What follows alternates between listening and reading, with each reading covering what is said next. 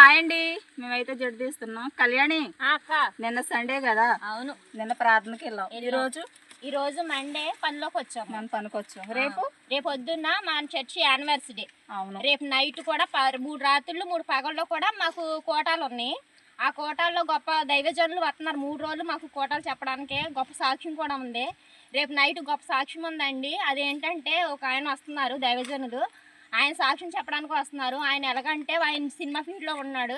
ఆయన జీవితం ఎలా మారింది, ఎలా మార్చుకున్నారో, సినిమా ఫీల్డ్లో నుంచి మళ్ళీ దేవుళ్ళలోకి ఎలా మారారు అన్నదే ఆయన సాక్ష్యం.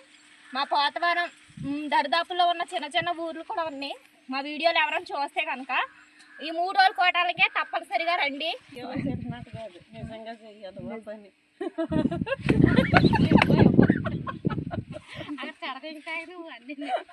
ఈ 3 రోజులు ఎన్ని పనులు ఉన్నా మేము పనికి రామండి.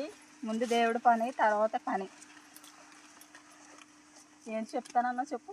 మా చర్చిలో వాళ్ళ మేమే మా కోటాలకు వెళ్ళకపోతే బయట నుంచి ఎలాగొస్తారండి కదా, అందుకే మేమే మా చర్చికి వెళ్ళి అందరిని రమ్మని పిలుస్తాం. ఏండి మంచి సాక్ష్యం అండి, ఎవరు మిస్ అవ్వద్దు. 3 రోజులు కూడా 3 దైవజనులు వస్తున్నారండి. 2వ రోజునైతే పాలెమ్మానేలు గారు వస్తున్నారు. 3వ రోజు సెకినా గ్లోరీ గారు వస్తున్నారు. చాలా బాగా చెప్తారండి వాక్యం.